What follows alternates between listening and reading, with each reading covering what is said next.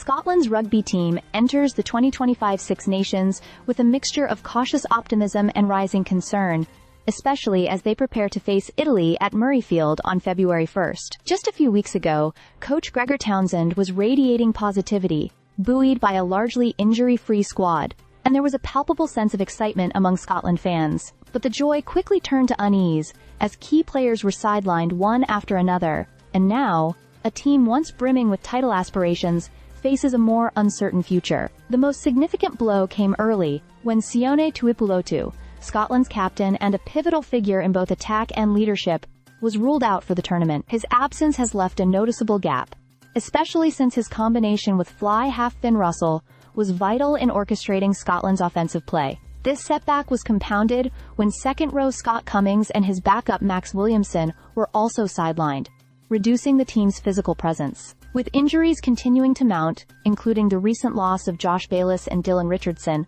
Scotland's squad looks much thinner than it did at the start of the year. Yet, despite these challenges, Townsend remains confident in the talent at his disposal. The backline still boasts world-class players, and while the team is adjusting to new leadership dynamics, the pressure is on for a strong performance. To make matters even more pressing, their first match is against an Italy side that has proven itself to be a far more formidable opponent than in years past. Scotland's history with Italy is filled with unpredictability. Scotland has suffered more Six Nations defeats to Italy than any other team. The Azzurri, led by their own formidable captain Michele Lamaro, are no longer seen as an easy win, and the narrow victory Scotland secured against Italy last year, that is 26-14, belies just how close the game was until the dying minutes.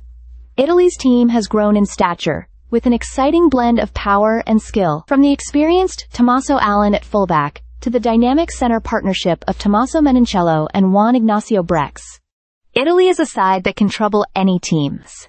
Their recent performances, including a victory over Wales and a near miss against France, further attest to their growing strength. With Italy having already beaten Scotland in Rome last year, they'll arrive in Edinburgh full of belief and intent to claim another scalp.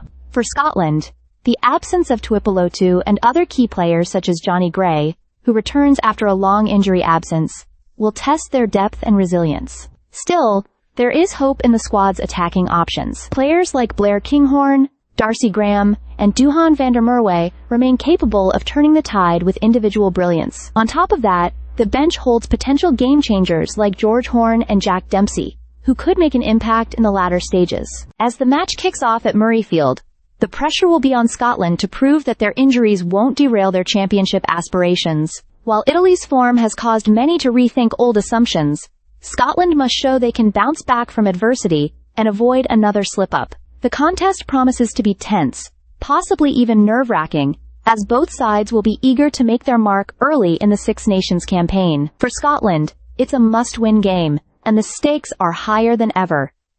Stay subscribed for more videos.